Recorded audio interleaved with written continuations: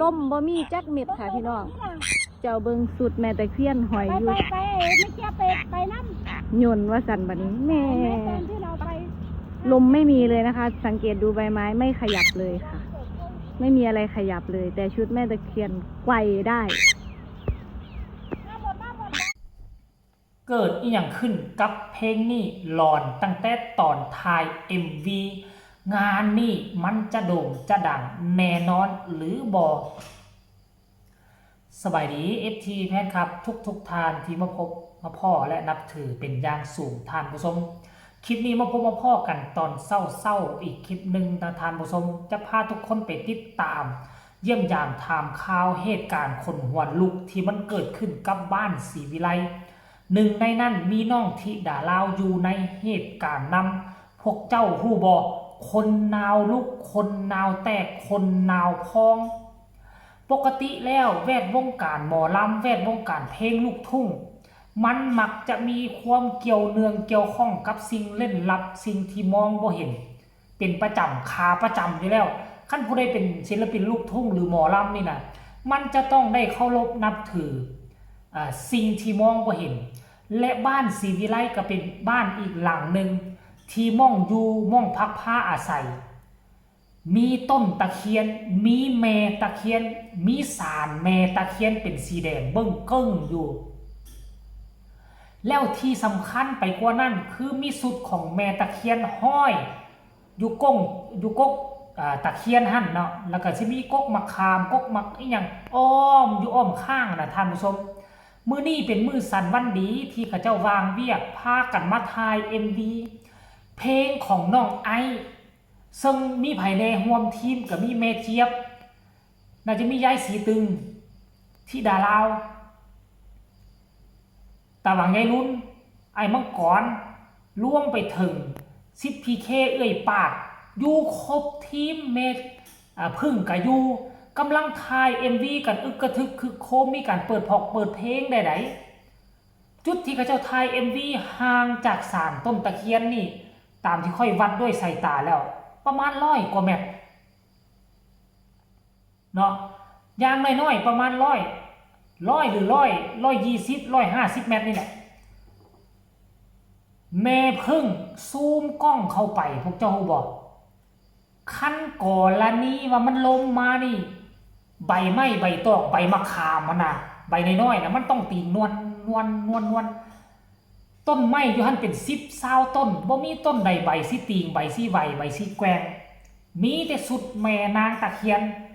ปิวเดี๋ยวนี้แหละอยู่หน้าศาล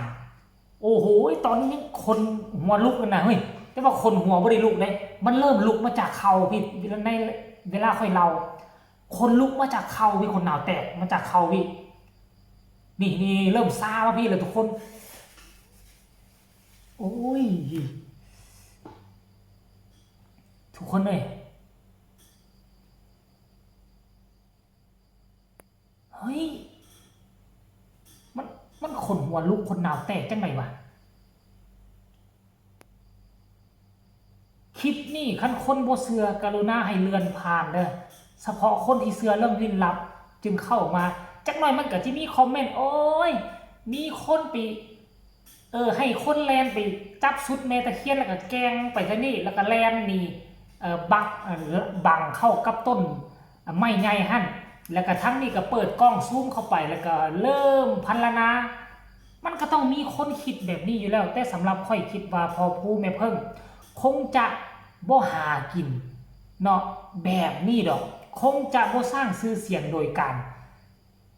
สร้างคอนเทนต์แบบนี้ดอกท่านผู้ชมเอ้ยรายละเอียดให้ทุกคนไปชมคลิปนี้ว่าเป็นจังได๋คนหนาวลุกคนหนาวแตกคือกันกับบ้านศรีวิไลไทย MV มื้อนึงบ่ไปชมเลยล่มบ่มีจักเม็ดค่ะพี่น้องเจ้าเบิงสุดแม่ตะเคียนหอยอยู่ไม่เกี่ยวไปน้ำยนว่าสันบัดนี้แม่ตอนที่เราไปลมไม่มีเลยนะคะสังเกตดูใบไม้ไม่ขยับเลยค่ะ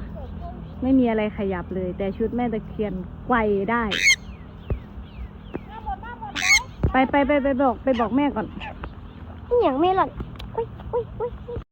ล่มบ่มีจักเม็ดค่ะพี่น้องเม็ดเดี๋ยวนั่นก็ไม่เห็นลูกบานชีวิตอะไรจนตกใจครับพี่น้องครับ เฮาลืมขอบแม่ตะเคียนบางแดง เฮ็ดบันไดขึ้น เมื่อกี้นี่เฮาก็ลืมขอบเพิ่นเด้อแม่เอ้ย เพราะท่านแล้ว ลูกหลานขออนุญาตบาดค่ำ พ่อแต่วันนั้นหนูเล่นน้ำไม่ได้เขียนก็ตีอย่างนี้นะ ก็แม่เป็นห่วงหนูนั่นแหละขออนุญาตบาดค่ำนะแม่เด้อเอาว่าที่นี่ลูกหลานทายเพียงแกงไก่สนอไม่สมเสียงอาจสิดังแม่อาจสิถามมาละสงสัยว่าเป็นเฮ็ดหยังกันน่ะนะเฮิบอยู่โอ้เอาพากันอธิษฐานเอาลูกอธิษฐานเลยแม่ตะเคียนเพิ่นให้เพิ่นเมตตาเพิ่นให้พากันอธิษฐานเอาขอให้เพียงแกงไก่สนอไม่สมดังเด้อดังมีงานมีเงินเข้ามาบัดที่นี่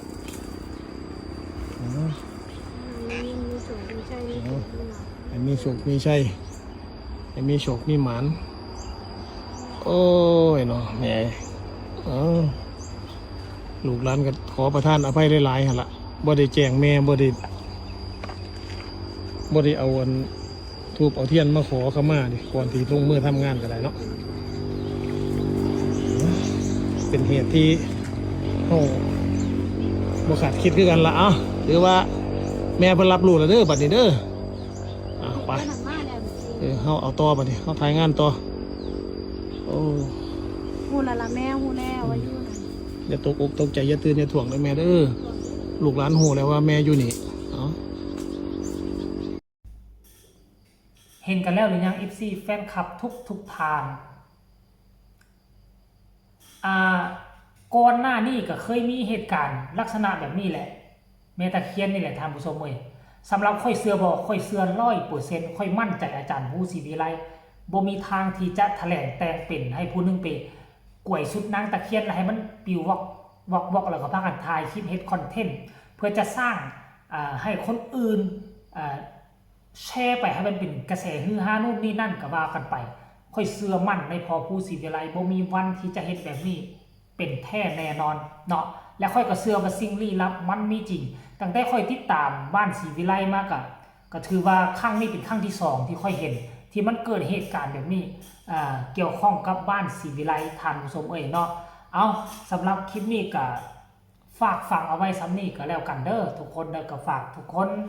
กดไลค์กดแชร์กดติดตามให้แน่ที่สำคัญก็อย่ากดข้ามโฆษณาผู้ใดมีคำตำหนิติชมคำคิดคำเห็นคือแนวใดอยากส่งข่าวอยากแลกเปลี่ยนบทเรียนเกี่ยวข้องกับสิ่งลี้ลับเกี่ยวข้องกับสิ่งที่มันเกิดขึ้นสุดนางตะเคียนปิวได้จังใดแกว่งได้จังใดนั่นไส้ดุลพินิจของไผ่ของมันก็แล้วกันไผ่ส้มแล้วอยากประกอบคำคิดคำเห็นแนวใดเซิร์ชประกอบได้ทางใต้คอมเมนต์สำหรับคลิปนี้เนาะสากก่อนลาทานผู้ชมไปก่อนเด้อสบายดี